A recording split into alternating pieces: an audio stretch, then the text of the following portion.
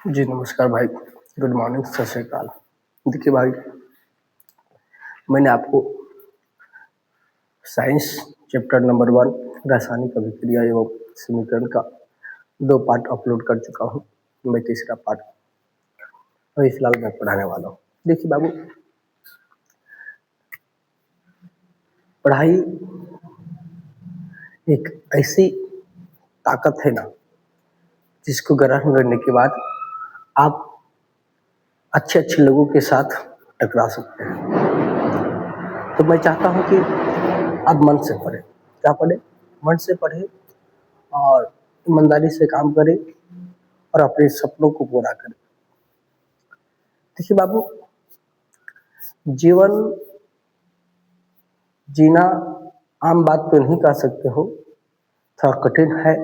लेकिन अगर आप चाहते हैं इसको कि मैं एक मौज मस्ती की तरह इस जीवन को गुजार ले, तो इसका एकमात्र उपाय है आपके पास 20 साल मेहनत करना। मैं फॉर्मूला चलाता हूँ 1:2। जैसे मैं मानता हूँ कि 60 साल उम्र है किसी का, तो उसमें से वो 20 साल लगभग मेहनत करे, 40 साल आज मौज से काटे, एकदम मस्ती से काटे। लेकिन अगर आप 20 साल मस्ती में गुजार देते हो, किसी गलत काम करके, गलत धंधा अपना करके, तो भैया आपको अगला 40 साल ना बहुत दुख होने वाला है, बहुत कष्ट होने वाला है। इसलिए बाबू, आप मन से पढ़िए। आपको अगर लगता है ना कि मैं एक ऐशो आराम से जिंदगी गुजारूं, तो आप अभी मेहनत कीजिए। मेरी विश्वास मानिए कि आपको 20 साल के बाद आप इस तरह से जीवन जिएंगे ना, आप सोच भी नहीं सकते हैं। इसलिए आप थोड़ा ध्यान रखें, मन से पढ़े बाबू। जीवन देखिए गुजरेगा ऐसे नहीं। आपको लगता है कि सर मैं आराम आज मुझसे काट लूंगा, जैसे अभी बदमाशी इधर उधर करके काम चला रहा हूँ, उसी तरह से आगे भी नहीं कर पाइएगा। इसीलिए आप थोड़ा ध्यान रखें। और दूसरी बात मैं आपको बता दूं कि अगर आपके मन में कभी गलत विचार आते हैं, तो उसके बारे में सबसे पहले अपने माता पिता के पास जाया कीजिए। क्या माँ ये सही है? क्या ये पिताजी सही है? मैं जो सोच रहा हूँ वो सही है क्या? अगर वो कह दे हाँ, तभी आगे बढ़िए। आप नहीं कहेगा तो मत बढ़िए। अगर माता पिता के मुंह से नहीं शब्द निकला ना, इसका मतलब समझ जाइए कि इस रास्ता को अगर अपनाएंगे ना, तो कहीं ना कहीं हमको आगे चल के कष्ट ही होगा। ये थोड़ा ध्यान रखिए, पढ़िए, बाद बाकी चीजों में उतरिए। चलिए आइए मैं कंटिन्यू करता हूँ। जैसा कि कल मैंने आपको कहा कि रासायनिक अभिक्रिया की चार प्रकार होते हैं। पहला मैंने कहा संयोजन अभिक्रिया, दूसरा मैंने कहा वियोजन अभिक्रिया, तीसरा कहा विस्थापन अभिक्रिया, चौथा कहा मैंने द्विविस्थापन अभिक्रिया। मैंने कहा बाबू, संयोजन अभिक्रिया मतलब संयोग करते हैं, तो संयोग करते हैं तो भैया ऊष्मा निकलती है। और वियोजन अभिक्रिया को तोड़ना होता है तो ऊष्मा देते हैं तो भैया देना पड़ता है, मतलब ऊष्मा वो लेता है तब जाके टूटता है। इसलिए वियोजन अभिक्रिया को ऊष्मा शोषी अभिक्रिया के नाम से भी जानते हैं। लेकिन संयोजन अभिक्रिया में ऊष्मा निकल रहा था, इसलिए हम उसको क्या कहते हैं भैया, ऊष्मा क्षेपी अभिक्रिया। कोई दिक्कत नहीं। विस्थापन अभिक्रिया में मैंने कहा कि जब अभिकारक में उच्च क्रियाशील वाले तत्व आकर के कम क्रियाशील वाले तत्व को विस्थापित कर दे, उसी हेतु विस्थापन कहते हैं। तो विस्थापन मैंने कहा था, द्विविस्थापन वैसा अभिक्रिया है जिसमें अभिकारक में उच्च अभिक्रियाशील वाले तत्व को विस्थापित कर दे, मतलब आदान प्रदान कर दे। जैसे इधर से विस्थापित उधर कर दे, उसी को हम लोग कहते हैं भैया द्विविस्थापन अभिक्रिया। मतलब कि वैसा अभिक्रिया जिसमें दो तत्वों का या दो यौगिकों का विस्थापन हो, उसी हम लोग कहते हैं द्विविस्थापन अभिक्रिया। दूसरा बात, द्विविस्थापन अभिक्रिया को हम लोग कहते हैं आयनों का आदान प्रदान करने वाली अभिक्रिया कहते हैं। इतना ही नहीं, द्विविस्थापन अभिक्रिया के फलस्वरूप अपक्षेप का निर्माण होता है। अब इसलिए हम उसे अपक्षेपण अभिक्रिया के नाम से भी जानते हैं। जिससे बाबू, मैंने कल आपके साथ चर्चा भी किया था कि देखो बाबू, अपक्षेपण अभिक्रिया एक ऐसी अभिक्रिया है जिसमें अपक्षेप तो बनते ही हैं। इतना ही नहीं, जैसे मान लिया जाए हम लोग, चलिए मैं क्लास कंटिन्यू करता हूँ। आइए देखिएगा, इससे मान लो कि बाबू मैं लेता हूँ सोडियम सल्फेट Na2SO4, ये जो है बाबू किसी का घोल है, ठीक है, प्लस बेरियम क्लोराइड के साथ मैं इसका काम करवाता हूँ, ठीक है। जैसे मैं बेरियम क्लोराइड के साथ काम करवाया तो भैया ये बन गया BaSO4, क्या बन गया BaSO4, और प्लस क्या बन के निकल गया भैया NaCl, क्या बना NaCl। अच्छे देखिएगा, ध्यान से सुनिएगा। अरे क्या लिख दिया मैंने, ठीक तो लिखा हूँ। देखिए बाबू, मैंने कहा कि जब सोडियम सल्फेट के घोल को मैं लेता हूँ और बेरियम क्लोराइड के घोल को लेता हूँ तो बन जाता है भैया बेरियम सल्फेट। क्या बन जाता है? बेरियम सल्फेट बन जाता है, जो कि सॉलिड अवस्था में पाया जाता है। अच्छा, ये भी बेरियम क्लोराइड का ये घोल ही था, ये क्या बन जाता है भैया सॉलिड। अब ये जो होगा सोडियम क्लोराइड का ये घोल ही बन के रह गया। ध्यान से सुनिए, हम कह रहा हूँ कि जब बेरियम क्लोराइड सोडियम सल्फेट को बेरियम क्लोराइड के साथ अभिक्रिया करवाता हूँ तो वहाँ बन जाती है बेरियम सल्फेट। क्या बन जाती है बुआ? Barium sulphate. बेरियम सल्फेट, और जो साइड हो जाते हैं भैया NaCl। अच्छे बाबू देखिएगा, ध्यान से सुनिएगा, यहाँ पे क्या था भैया लिक्विड, क्या था लिक्विड, आप ऐसे कह सको जलीय घोल कह सकते हो, लिक्विड ये जलीय घोल था, ये भी जलीय घोल था, ठीक है। मैंने दोनों को अभिक्रिया करवाया, क्या बन गया ठोस। अवक्षेप बना कि नहीं बना? अरे ठोस को ही तो अवक्षेप बोलते हैं, अवक्षेप बना कि नहीं बना, और साथ में भैया NaCl का घोल प्राप्त हो गया। तो बाबू हमने अभी कहा था वैसी तो विस्थापन अभिक्रिया जिसमें अवक्षेप बनता है उसी को हम अवक्षेपन अभिक्रिया कहते हैं। कोई दिक्कत आपको नहीं? देख रही है ना, यहाँ पे अवक्षेप का निर्माण हुआ, कोई दिक्कत है तो बताइएगा बाबू। विस्थापन अभिक्रिया में हमने कहा कि आयनों का आदान प्रदान होता है। क्या होता है? आयनों का आदान प्रदान होता है। तो आइए, अच्छा एक बात बताइए मुझे, अच्छा आयनों का आदान प्रदान किसके बीच में होगा? आयनों का आदान प्रदान, अच्छा एक आप पढ़े होंगे आयनिक यौगिक नाम सुने क्या? आयनिक बंधन नाम सुने क्या? सात संयोजक बंधन नाम सुने क्या? अगर नहीं सुने तो आइए थोड़ा चर्चा करते उसके बाद। जैसे बाबू हमने आपको कहा, हमने अभी कहा कि आयनिक यौगिक, क्या कहा? पहले आयनिक बंधन की बात करें। आयनिक बंधन, देखिए बाबू वैसा बंधन जिसमें आयनों का आदान प्रदान हो। क्या हो? आयनों का आदान प्रदान। आप हमेशा याद रखिएगा, आयनिक बंधन जो होता है, आयनिक बंधन जो होता है धातु और अधातु के बीच में होता है। किसके बीच में होता है? धातु और अधातु के बीच में होता है। आयनिक बंधन धातु और धातु के बीच में होता है, जबकि सहसंयोजक बंधन, सहसंयोजी बंधन, देखो सहसंयोजी बंधन, सहसंयोजी बंधन जो होता है बाबू वो अधातु अधातु के बीच में होता है। किसका होता है? अधातु और अधातु के बीच में होता है।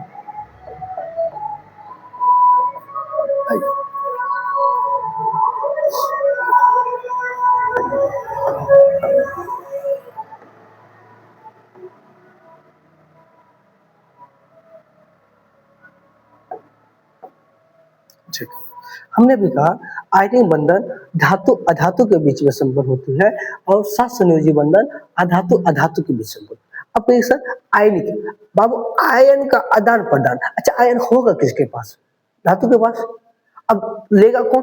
भैया अधातु लेगा, इसलिए इन दोनों के बीच आयनिक बंधन संपन्न होता है और अधातु अधातु में। अब यहाँ देखिए सहसंयोजी, सहसंयोजी का मतलब ही हुआ ना, देखो हमको जब जरूरत पड़ेगा ना हमको दे देना, तुमको जब जरूरत पड़ेगा हम तुमको दे देंगे, ये होता है सहसंयोजी बंधन। कोई दिक्कत आपको नहीं है भैया? तो आगे बढ़िए। देखिए बाबू एक बात और ध्यान दीजिए, गौर कीजिए इस बात को कि आयनिक बंधन आपसे पूछा जाता है आयनिक यौगिक कौन है, सहसंयोजी यौगिक कौन है। अच्छा एक बात यहाँ पे आइए, इस समीकरण की बात कीजिए। देखिए बाबू sodium sulphate barium chloride, barium sulphate sodium chloride. अच्छी एक बात बताइए, यहाँ पे भी आपको दिख रहा होगा एक बेरियम क्लोराइड, यहाँ पे भी आप दिख रहा है, यहाँ पे भी आपको दिख रहा है, यहाँ पे अभी दिख रहा है। अच्छा, सबसे पहले हम लोग आते हैं सोडियम की बात करता हूँ, सोडियम क्लोराइड की। तो इसको मैं ऊपर ले लेता हूँ, ध्यान दीजिए। मैंने लिखा सोडियम क्लोराइड, क्या लिखा भैया? Sodium chloride. भैया सोडियम क्लोराइड बना है तो किस किस से बना? भैया कहीं ना कहीं सोडियम से। सोडियम में प्लस आयन था और क्लोरीन में माइनस आयन था। अब दोनों, ये दोनों क्या किया भैया? अदला बदली, मतलब आयनों का आदान प्रदान कर लिया। क्या कर लिया? आयनों का आदान प्रदान। देखिए, धनात्मक का मतलब होता है हम देना चाह रहे हैं, ले लो। ऋणात्मक मतलब होता है कि हमको चाहिए, ग्रहण करना है। ठीक है बाबू, कोई दिक्कत? अब आपके दिमाग में बातें आ रही है, सर एक बात बताइए, ये जो प्लस आयन मतलब नहीं समझे? देखिए बाबू, ये जो प्लस आयन होता है, हम आपको सिखाएंगे मुक्त इलेक्ट्रॉन, और एक आप ऐसे बाह्यतम कक्षा में जो इलेक्ट्रॉन आता है वही मुक्त इलेक्ट्रॉन लगभग माना जाता है। ठीक है, वही इलेक्ट्रॉन हम देते हैं किसी को। अच्छा, धातु की पहचान आपको है क्या? अगर आपको धातु की पहचान आपके पास नहीं तो गड़बड़ वाला मामला है बाबू।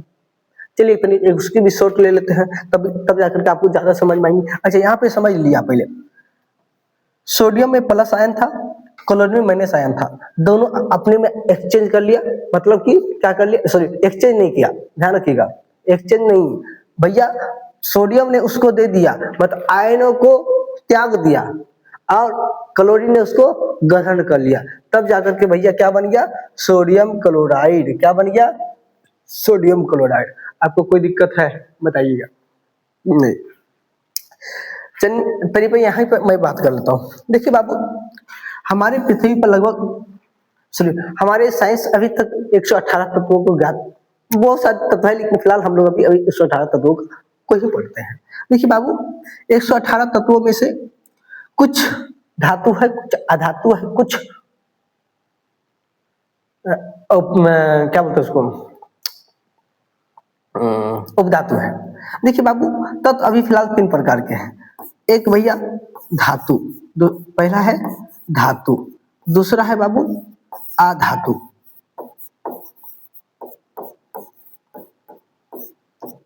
तीसरा है बाबू उपधातु। क्या है भैया? उपधातु। ये बाबू मेरा बात, एक बात आपकी मानिएगा कि धातु की पहचान क्या है? अगर भौतिक के बारे में जाने तो इसकी बहुत सारे पहचान से।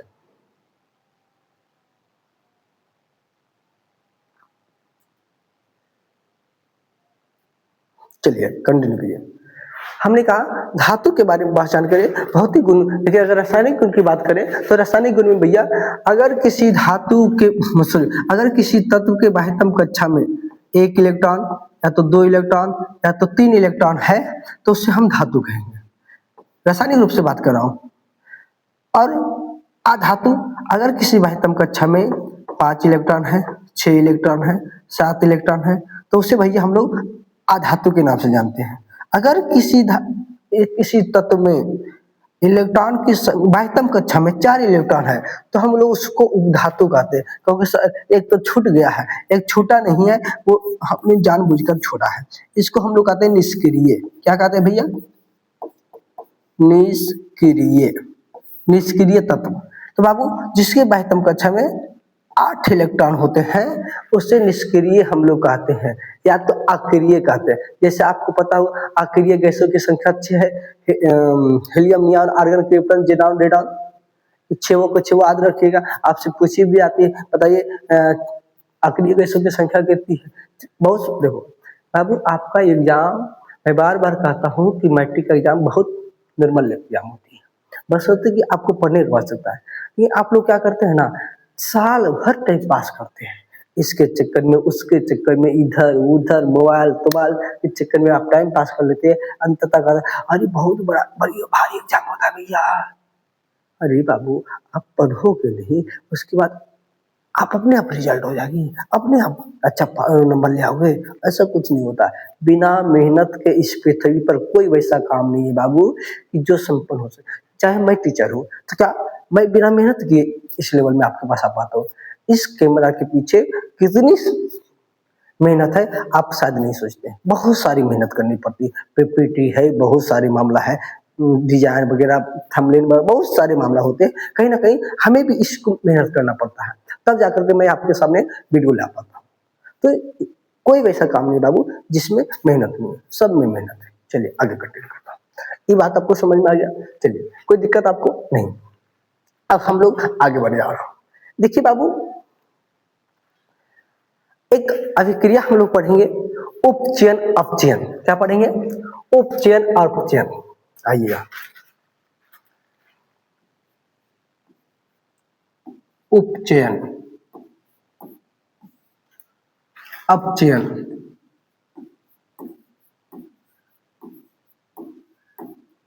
देखो बाबू, उपचयन को हम लोग एक और नाम देते हैं, उसका नाम है ऑक्सीकरण। क्या नाम है? ऑक्सीकरण। इसका नाम है भैया, दूसरा नाम क्या है इसका? अवकरण। आपके एनसीईआरटी किताब में इस नाम का चर्चा नहीं किया गया है, लेकिन फिलहाल आपको आज रखने की आवश्यकता है। देखिए बाबू, उपचयन अपचयन, ध्यान से सुनिए, उपचयन अपचयन, ऑक्सीकरण अवकरण। देखिए हिंदी में नाम कुछ हो सकता है, इसलिए मैं बार बार कहता हूँ आप दो लैंग्वेज को आदमी दो लैंग्वेज जरूर पढ़िए, एक हिंदी एक इंग्लिश, क्योंकि आपका पेपर दो लैंग्वेज में आता है, तो एक हिंदी में जाता है, इंग्लिश में जाता है, तो आपको पढ़े। तो बाबू हिंदी में नाम कुछ अलग अलग हो सकता है, लेकिन इंग्लिश में नाम नहीं करेगा। इसको हम लोग कहते हैं भैया ऑक्सीडेशन, उसको कहते हैं रिडक्शन। चलिए, क्या कहते हैं भैया? ऑक्सीडेशन। ऑक्सीडेशन, इसको हम लोग कहते हैं रिडक्शन। रिडक्शन। अब आइए यहां से समझिएगा।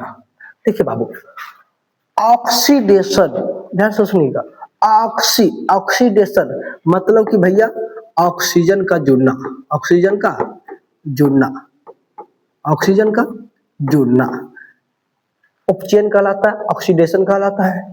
और रिडक्शन, अच्छा रिड्यूस, रिड्यूस, ध्यान से सुनना, रिड्यूस मतलब भैया कमना, ऑक्सीजन का जुड़ना, यहाँ पे लिखो ऑक्सीजन का हटना, ऑक्सीजन का हटना। देखिए बाबू, ऑक्सीडेशन कहलाती है। इतना ही नहीं, अगर मैं आपसे कहूं कि बउआ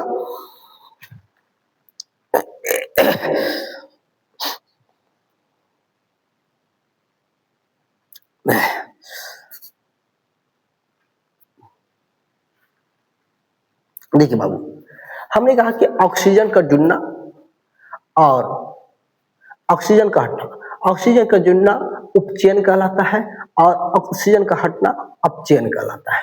ठीक है, ऑक्सीडेशन रिडक्शन, कोई दिक्कत नहीं है आपको। अब देखिए बाबू, कभी कभी ऐसा होगा कि इसके साथ हाइड्रोजन हटेंगे। क्या होंगे? हाइड्रोजन हटेंगे। दूसरा पॉइंट इसमें लिखना है हाइड्रोजन का हटना, हाइड्रोजन का हटना। और इधर आप लिखेंगे भैया हाइड्रोजन का जुड़ना, हाइड्रोजन का जुड़ना। ए बुआ, इस बात को आप ध्यान से सुनिएगा हो, ऑक्सीजन का हटना, ऑक्सीजन का जुड़ना वो दर्शाता है अपचयन अभिक्रिया के बारे में। लेकिन अगर मुख्य रूप से इसमें बात आपको समझनी है, तो आपको समझने की आवश्यकता है कि ऑक्सीजन का जुड़ना, ऑक्सीजन का हटना, बाद बाकी दो, इसी दोनों को इन दो ही पॉइंट को आप याद रखिए, पूरा आपका बनेगा, कोई दिक्कत नहीं।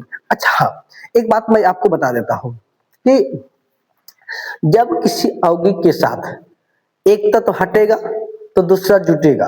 मतलब कि ये बात मैं कहना चाह रहा हूं कि ऑक्सीजन यहां से मान लिया जाए यहां जुड़ा, या तो कहीं यहां से कहीं से हटा, तो बाबू अगर कहीं से हटा तो कहीं ना कहीं जाके जुड़ा है, कहीं ना कहीं जुड़ा है या नहीं जुड़ा है?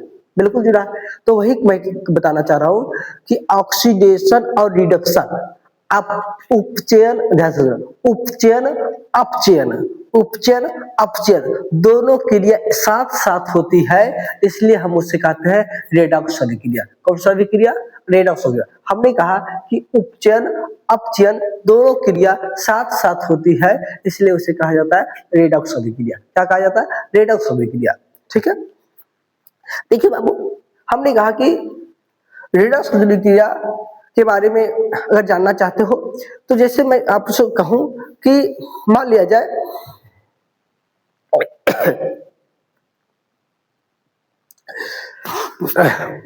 जैसे मैं एक समीकरण ले लेता हूं, calcium oxide sorry cupric oxide plus hydrogen. मैं कुप्रिक ऑक्साइड को हाइड्रोजन के साथ जब क्रिया करवाता हूँ तो कॉपर अलग हो जाते हैं और जल अलग हो जाते हैं, मतलब हाइड्रोजन के साथ ऑक्सीजन जुड़ जाता है। तो यहाँ से एक बात देखिए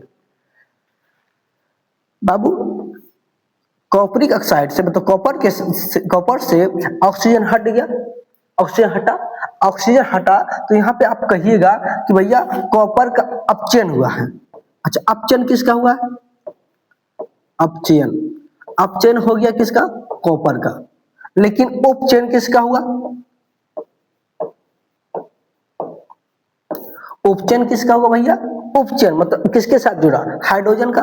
तो आप लिखिएगा हाइड्रोजन। समझ गए? देखिए दोनों क्रिया एक साथ हुआ कि नहीं हुआ?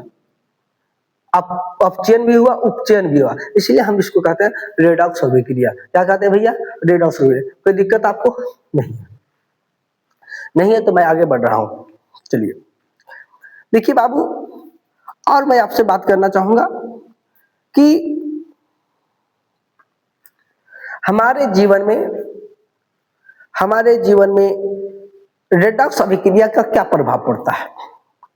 जैसा कि आप देखते होंगे कभी कभी चिप्स कुरकुरे के पैकेट में कभी हवा भर के आती है, मतलब अधिकांशतः हवा भर के आती है, आप देखते हो फुला फुला लगता है। इतना ही नहीं, कभी अखरोट का पैकेट देखेंगे उसमें हवा नहीं रहती तो पूरा निकाला हुआ होता है, पूरा टाइट होती है। क्यों ऐसा होती है? तो सबका मामला है बाबू संसार, मतलब वो खराब ना हो। क्या ना हो? खराब ना हो। अच्छा एक बात आप बताइएगा, आप सुने होंगे कि भैया जब हम लोहा को खुली हवा में रख देते हैं और उसको कुछ नमी मिल जाती है तो उसमें जंग लग जाता है। क्या लग जाता है? जंग लग जाता है। फिर से सुनिए, मैंने क्या कहा? जब लोहा को खुली हवा में रख देते हैं और जब उसमें थोड़ी मोड़ी नमी मिल जाती है उसके बाद जंग लग जाता है। क्या लग जाता है? जंग लग जाता है। भैया जंग लग जाता है भैया, अच्छी बात बताओ, लोहा के साथ ऑक्सीजन जुड़ा या नहीं जुड़ा? अरे भैया ऑक्सीजन जुड़ा तब तो जंग लगा। और जंग भाई ऑक्सीजन जुड़ने के कारण वो क्या सॉरी आयरन का क्या हुआ? उपचयन हो गया। आयरन का क्या हुआ? उपचयन हो गया। इसीलिए बाबू ध्यान रख, हम लोग पढ़ते हैं एक संक्षारण। क्या पढ़ते हैं भैया? संक्षारण। बाबू कहते जब किसी पदार्थ पर, या तो आप ऐसे कह सकते हो संक्षारण वैसी अभिक्रिया है कि जिस पर संक्षारित कर देता है किसी चीज को। संक्षारित करता है मतलब उसको क्या कर सकते हैं आप? उसको सड़ाने का काम कर सकते हो एक तरह से, या तो आप उसको समझो अशुद्ध करने का काम करता है। आप ऐसे भी बात कर सकते हो, कोई दिक्कत फिलहाल नहीं है बाबू। संक्षारण सिर्फ जंग लगना ही नहीं होता है। संक्षारण चांदी के परत पर भी आप देखते हो काली परत चढ़ जाती है, तांबा के लोटा पर देखते हैं हरी परत चढ़ जाती है। ये संक्षारण ही है, ये अलग से कुछ नहीं है। जैसा कि मैंने आपको कहा होगा कि भैया जब कॉपर ऑक्सीजन से क्रिया कर लेता है तो बना लेता है कॉपरिक ऑक्साइड। कहीं ना कहीं भाई इसमें ऑक्सीजन जुड़ा है कॉपर के साथ, और कॉपर के साथ ऑक्सीजन जुड़ा क्या कहलाता है भैया? उपचयन तो कहलाती है। इसलिए अगर मुझे इस संसारण से बचना है तो हम लोगों को जिंक की परत चढ़ानी होती है। जैसा कि आप जानते होंगे कि हम लोग आप बड़े बड़े पुल जो बनते हैं उसमें देखे होंगे कि जिंक की परत चढ़ी होती है। जो आपको उजला उजला दिखता है ना, वो जिंक की परत चढ़ी होती है। तो आपसे कभी पूछे कि बताइए संसारण से बचना है तो उसके लिए क्या क्या करना होगा? या तो आप खाद्य सामग्री है तो खाद्य सामग्री के बारे में उससे हवा निकाल दीजिए, या तो फिर भैया कुछ ऐसे हवा डालाई जाती है जिसका नाम हम फिलहाल गुप्त रख रहे हैं क्योंकि आगे मुझे पढ़ानी, इसलिए यहाँ पे ज्यादा लेकिन हाँ, इस बात को तो समझिए कि संसाधन से बचना है तो कहीं ना कहीं आपको कुछ ना कुछ उपाय करनी पड़ेगी। देखो, हम लोग संसाधन से बचते क्यों है? क्योंकि भैया ऑक्सीजन से अभिक्रिया कर लेगा, करके वो खराब हो जाएगा। थोड़ा सा आपको ध्यान रखने की जरूरत है। तो संसाधन समझ में आ गया, किसी को दिक्कत है नहीं। अब आते बाबू विकृत गंधिता। विकृत गंधिता कहने का मतलब वैसे कोई खाद्य सामग्री जिसका गंध बदल जाती है, उसी को हम लोग कहते हैं विकृत गंधिता। देखिए बाबू, हमने अभी थोड़ा देर पहले कहा था कि कुरकुरे के पैकेट में हवा भर के आती है। क्यों आती है? इसलिए आती है कि भैया वो किसी से ऑक्सीकृत ना हो, उसमें ऑक्सीजन गैस नहीं भरी होती है। इसलिए ऑक्सीजन गैस नहीं भरी होती है कि अगर वो गलती ऑक्सीजन गैस उसमें भरा तो क्या हो जाएगा भैया? ऑक्साइड बना लेगा। ऑक्साइड बना लेगा भैया, खराब कर देगा, और खराब कर देगा तो भैया वो खाने लायक रहेगा नहीं। इसलिए उसमें अलग अलग प्रकार की गैसेस भरी होती है, सबकी अलग अलग मामला बनती है। जैसे खाद्य सामग्री रहेंगे वैसे वैसे बनते हैं। किसी को दिक्कत है भैया? नहीं।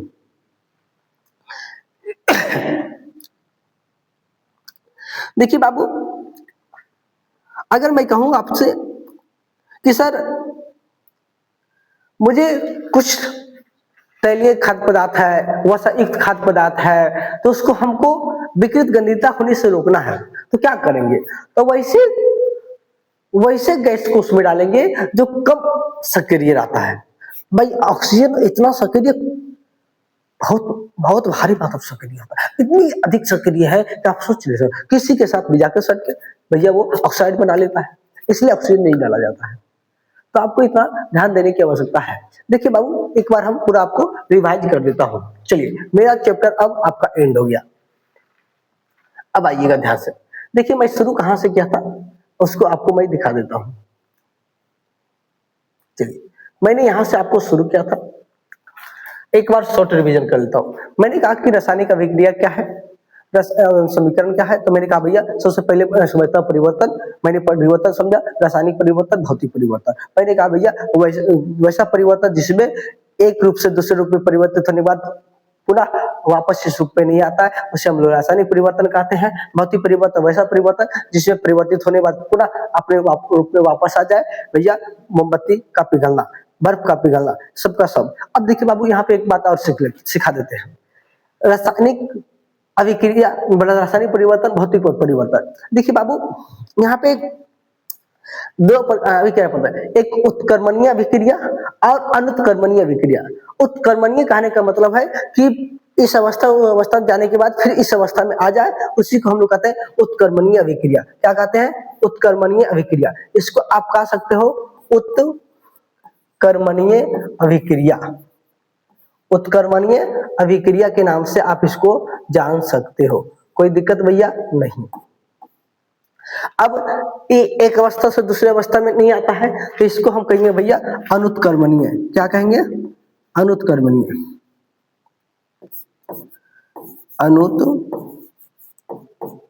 अनुत्क्रमणीय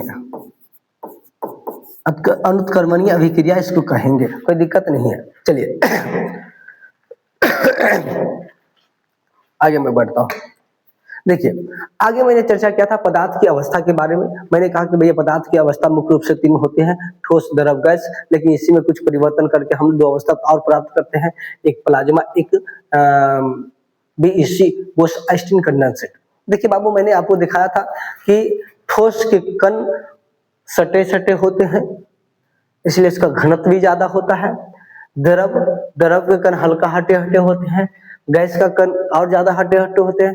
प्लाज्मा, चौथी अवस्था, भैया प्लाज्मा का कण और ज्यादा हटे हटे होते हैं। और बीईसी, बोस-आइंस्टीन कंडेंसेट, इसके कण और सटे होते हैं। मैंने कल आपको कहा कि बाबू देखिए, जब ठोस को मैं उष्मा दूंगा तो द्रव मिलेगा, द्रव को जब उष्मा दूंगा गैस मिलेगा, गैस को जब उष्मा दूंगा तो प्लाज्मा मिलेगा, कोई दिक्कत आपको नहीं। लेकिन मैंने कहा कि अभी मैं गर्म कर रहा था सबको, तो मुझे क्या प्राप्त हो गया? प्लाज्मा। क्या प्राप्त हो गया? प्लाज्मा। लेकिन मैं चाह रहा हूं कि भैया इसको अब ठंडा करूं। क्या करूं? ठंडा करूं। अब मैंने ठंडा जब किया तो भैया गैस मिल गया, प्लाज्मा को मैंने ठंडा किया, गैस मिला, गैस को मैंने ठंडा किया, भैया द्रव मिला, द्रव को मैंने ठंडा किया तो ठोस मिला, और ठोस को मैंने ठंडा किया तो भैया मेरा 5वां अवस्था मिला, प्राप्त हो गया बीईसी, बोस-आइंस्टीन कंडेंसेट। देखिए बाबू, अब आ गया यहाँ पे एक बातें मुझे सिखाने की आवश्यकता से मैं सिखाना भी चाह रहा हूँ, क्योंकि आपको आज रखने की आवश्यकता है।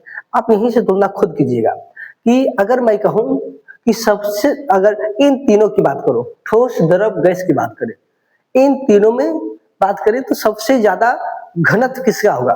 आप देख पा रहे हो, ठोस का होगा, उससे कम घनत्व द्रव का होगा, उससे कम घनत्व गैस का होगा। लेकिन अगर मैं कहूं कि अंतर आणविक बल, अंतर आणविक बल कहने का मतलब होता है भैया कौन ज्यादा बल लगा के रखा होगा। अच्छा, जो सट्टल छट्टल ज्यादा है, घनियाल ज्यादा है, पकड़ले है कसके, उसी में ज्यादा बल होगा। तो अंतर आणविक बल इसमें ज्यादा होगा, इसमें कम है तब तो हट्टल हट्टल है, इसमें और कम है तब तो हट्टा हट्टा है। मतलब कि सबसे ज्यादा अंतर आणविक बल इसके पास है, उसके बाद इसके पास, इसके बाद इसके पास। ठीक है, अब आइए, दोनों हो गया। अब बात करें अंतर आणविक स्थान की, बात कीजिए, मतलब जिसके पास ज्यादा स्थान हो। भैया ठोस देखिए कितना घनियाल है, घनियाल है तो उसमें जगह है ज्यादा क्या? नहीं, तो भैया उसको हम लोग ठोस कहेंगे। मतलब कम स्थान वाले, सॉरी, अंतर आणविक स्थान के बारे में बात करें तो सबसे कम स्थान ठोस में है, लेकिन सबसे ज्यादा किसके पास है? तो भैया गैस के पास है। गैस से कम ठोस, द्रव में, द्रव से कम ठोस में। कोई दिक्कत नहीं है आपको, आगे बढ़िए। आइए, मैंने कहा भैया रासायनिक अभिक्रिया जब होती है तो क्या क्या परिवर्तन होते हैं। सबसे पहला मैंने कहा भैया अवस्था में परिवर्तन होता है। क्या होता है? अवस्था में परिवर्तन होता है, उसके बाद रंग में भी परिवर्तन होता है, फिर तापमान में परिवर्तन होता है, फिर गैस भी निकलता है, और साथ साथ में ऊष्मा भी निकलती है। इसलिए मैंने शुरू कर लिया। चलिए आगे। मैंने कहा भैया रासायनिक समीकरण, रासायनिक समीकरण है, देखिए बाबू, रासायनिक समीकरण रासायनिक अभिक्रिया को संपन्न करने की विधि को दर्शाने की विधि कहो। रासायनिक अभिक्रिया को दर्शाने की विधि को ही आप रासायनिक समीकरण कह सकते हैं, कोई दिक्कत आपको नहीं है। फिलहाल देखिए, अब बाबू अक्सर तीर के निशान से इसको डिनोट किया जाता है। किससे किया जाता है? तीर के निशान से इसको डिनोट किया जाता है। देखिए, अब आइए, तीर के इस साइड मतलब बाएं साइड वाले को हम लोग अभिकारक के नाम से जानते हैं, और इधर वाले को हम लोग उत्पाद के नाम से जानते हैं, जिसको हम लोग बोलते हैं दायां साइड। ठीक है, समीकरण दर्शाने का दो तरीका। समीकरण को हम लोग शाब्दिक रूप से भी दर्शाते हैं और हम लोग सांकेतिक रूप से भी दर्शाते हैं। मैं अभी ऊपर जो लिखा हूं बाबू वो शाब्दिक रूप से है, लेकिन मैं नीचे जो लिखा हूं वो सांकेतिक रूप से है। सांकेतिक रूप में क्या समस्या है कि इसको आपको संतुलित करना पड़ता है।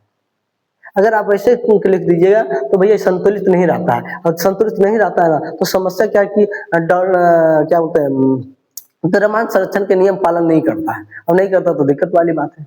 पालन करना चाहिए, क्योंकि भैया द्रव्यमान संरक्षण का नियम कहता है कि ना ही हम द्रव्यमान का उत्पन्न कर सकते, ना ही नष्ट कर सकते हैं, तो आपको दिमाग लगाना पड़ेगा। अब आइए, ये मामला हो गया।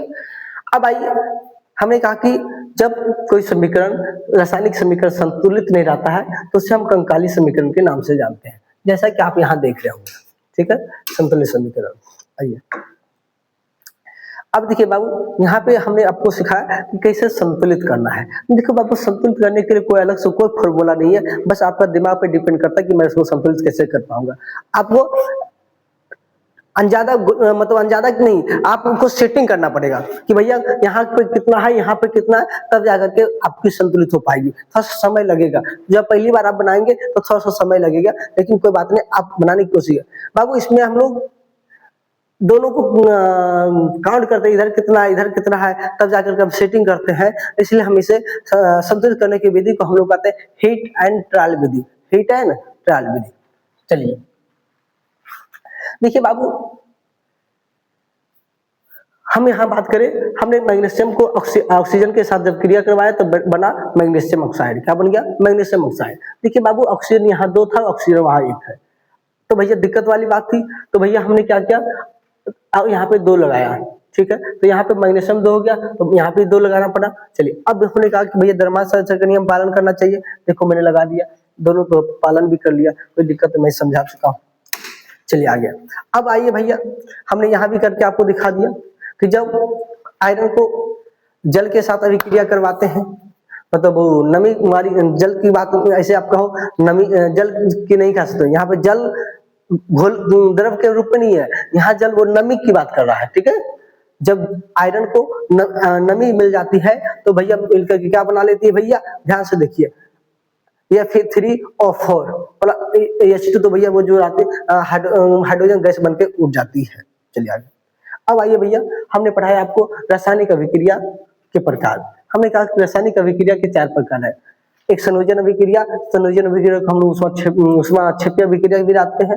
वियोजन अभिक्रिया को हम अपघटन अभिक्रिया के नाम से भी जानते हैं और ऊष्माशोषी अभिक्रिया के नाम से भी जानते हैं। विस्थापन अभिक्रिया, मैंने कहा कि भैया उसमें अधिक अभिक्रियाशील वाला कम अभिक्रियाशील को विस्थापित कर देगा। विस्थापन अभिक्रिया, अभिक्रिया अधिक विस्थापन अभिक्रिया, मैंने कहा कि भैया वैसा अभिक्रिया जिसमें 2 का विस्थापित होगा, दोनों का आदान प्रदान होगा, आयनों का आदान प्रदान होगा। हमने कहा भैया द्विविस्थापन अभिक्रिया के फलस्वरूप अवक्षेप का निर्माण होता है, इसलिए हम इसे अवक्षेपण अभिक्रिया के नाम से भी जान सकते हैं, कोई दिक्कत नहीं है। आपसे पूछी जाती है कि अवक्षेपण अभिक्रिया क्या है।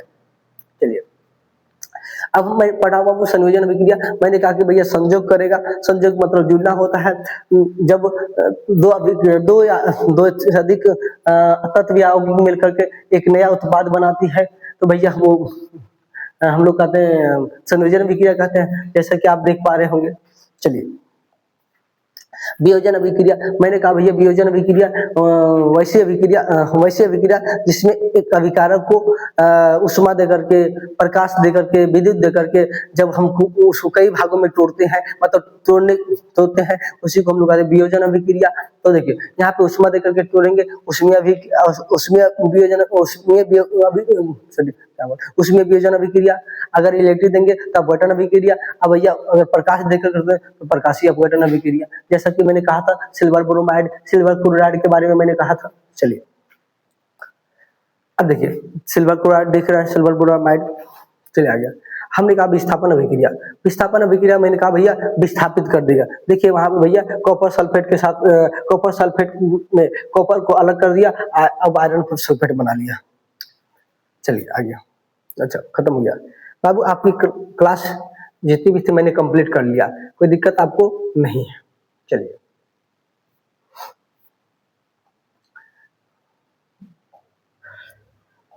मैं आपसे चाहूंगा कि आप इसको जाइए बनाइए, आप पढ़िए। देखो बाबू, मैंने जितना थ्योरी आपको दिया हूं, आप इस थ्योरी को 1 बार नहीं, 2 बार नहीं, 3 बार जब तक पढ़िए तब तक आद ना हो जाए। देखिए बाबू, पढ़ाई का एकमात्र मूल मंत्र है कि आप बार बार पढ़िए, अलग अलग किताब मत पढ़िए, एक ही किताब को बार बार पढ़िए। अगर आप बार बार पढ़ते हैं तो आपको और चीजें आसान होती जाएगी, लेकिन अगर आप बार बार नहीं पढ़ते हैं तो चीजें आसान नहीं होकर के वो कठिन हो जाएगी। मैंने जितनी भी थ्योरी हो सका हमने दिया आपको, आप पढ़िए बस। ठीक है भाई जी, नमस्कार, धन्यवाद।